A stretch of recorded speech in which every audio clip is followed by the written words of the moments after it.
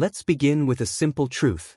You and I have the same 24 hours as Elon Musk, the same 24 hours as Oprah, the same 24 hours as anyone who ever did something great. So the problem isn't time. The problem is how we use it. And if you're trying to learn English or anything, really time is either your biggest excuse or your greatest weapon. The illusion of busy. Let's kill a myth right now. Being busy doesn't mean being productive. Running around all day, checking your phone, working 10 things at once, that's not real progress. That's noise.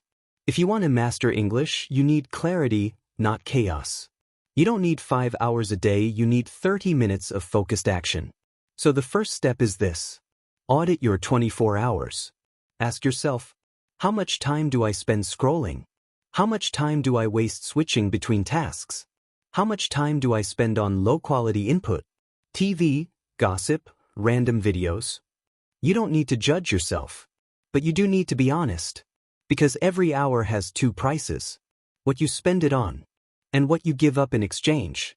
If you say you don't have time for English, but you watched Netflix for 2 hours last night, then English isn't the problem. Priorities are. The micro-wins strategy. Now let's get practical. If you want to make your 24 hours work for you, especially if you're learning a language, you need a system. I call it the micro-wins strategy. It's simple. Break your goals into small actions. Don't aim to be fluent in English. Aim to practice one dialogue for 10 minutes. Stack actions to your daily habits. Listen to a podcast while cooking.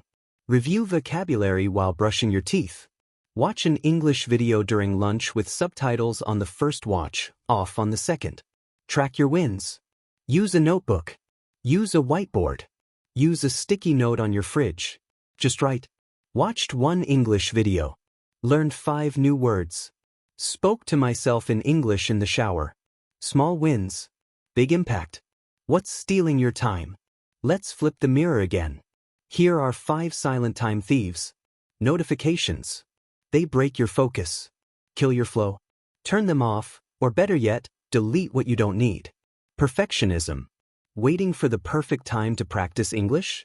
It doesn't exist. Start messy. Start now. Multitasking. It feels productive, but it's poison. Focus on one thing for 20 to 30 minutes. That's where learning sticks. Mental fatigue.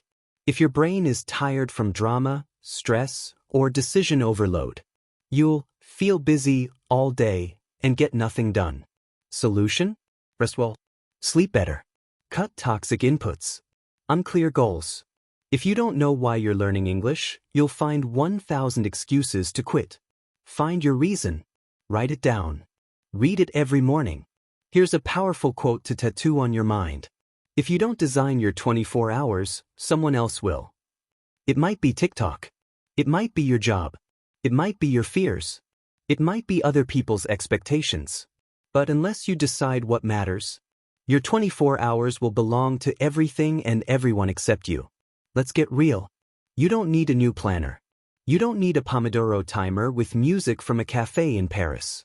You need a battle-tested structure that fits your life, not someone else's. Here's a time map you can adapt. Even if you work full-time. Even if you have a family. Even if you think, I'm just too tired. Morning. Prime your brain 15 to 30 minutes. Mornings are not for speed. They're for setting the tone. Use this block to feed your brain, not scroll your phone.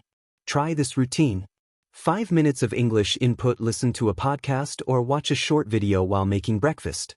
10 minutes of active recall, write or say aloud what you learned. Optional. Read a motivational quote or mantra in English to fire up your mindset. Example. I don't wait for motivation. I train without it. Repeat that to yourself. Out loud. In the mirror if you're brave. It builds confidence, vocabulary, and pronunciation all in one. Afternoon. Small doses of practice, 10 to 20 minutes. This is when most people say, I have no time. Which means, it's the perfect time to sneak in microlearning. Here are practical ways to do it. Use lunch breaks to review flashcards. Watch a short video while eating in English, no subtitles. Send a voice note to yourself practicing 3 sentences from your morning session. Listen to English music and try to write down what you hear. Yes, lyrics count. These small habits create language momentum. Remember, it's not about learning a lot. It's about touching the language often. Evening, reflection plus deep input, 20 to 30 minutes. The day is winding down. Your brain is tired. But now is your golden moment for deeper learning. Instead of watching random videos, do this. Watch an episode of a show in English. No distractions. Pause and repeat sentences out loud. Try shadowing. Listen, pause, repeat with the same rhythm and tone. Then, and this is powerful, write a short journal entry in English. Could be, what did I learn today? What did I feel today? What do I want tomorrow? This habit does 3 magical things. Builds writing fluency. Boosts emotional awareness. Closes the day with intentional English practice. No grammar drills. No stress. Just real language in real life. Bonus hack, weekly language planning. Once a week, sit down and plan. 1 video or podcast you want to focus on. 5 to 10 words or phrases to practice. 1 mini challenge, e.g., speak to someone in English, write a social media post in English, order food in English. You become the designer of your learning, not a passive consumer. This is where the game changes. If you learn English with consistency for 30 minutes a day, in 6 months, you'll be a completely different version of yourself. Not just in language, but in confidence, discipline, and clarity. English isn't just a tool to speak, it's a tool to upgrade your brain. And that's how you use your 24 hours. Let's be brutally honest. You don't fail because you're lazy. You don't fail because you don't have time. You fail because your mindset is wired to expect too much, too fast. Learning English or anything meaningful is not a sprint. It's not even a marathon. It's a lifestyle. So let's talk about the traps and how to break free from them. Trap number 1. If I don't have 1 hour, it's not worth it. This is poison. This is the perfectionist lie that kills progress. Here's the truth. Consistency beats intensity. A person who studies 10 minutes every day for a month will destroy someone who studies 3 hours once a week and gives up after 2 weeks. Because the brain loves repetition more than duration.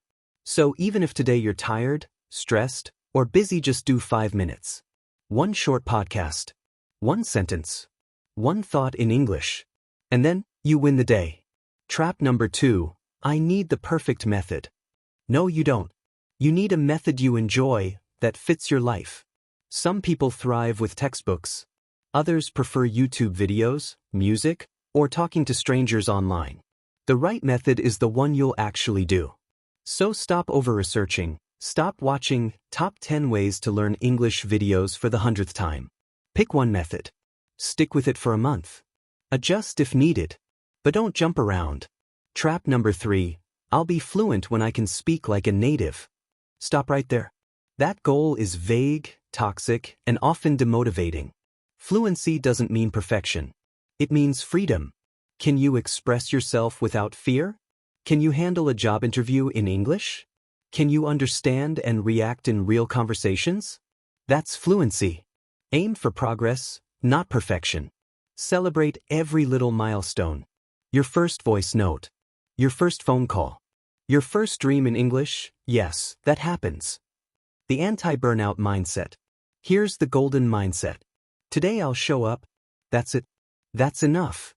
You don't have to impress anyone. You don't have to outperform anyone. You just have to show up every day in some small way. The compound effect is real. If you improve 1% each day in 100 days, you are double the person you were. The loop that builds momentum. Use this simple daily loop. Input: listen to English, music, podcast, video. Output: speak or write something small. Reflection: ask, what did I understand? What's 1 new thing I learned? It's short, doable, and flexible. You can do this in the shower, in the car, on a walk, before bed. No excuses. No drama. Just real English every day. Final thought. Imagine this. 6 months from now, you're watching a movie in English and understanding 90% of it, no subtitles. You're texting friends in English. You're reading books that once seemed impossible. That future you? He didn't wait. He didn't doubt. He used his 24 hours with purpose.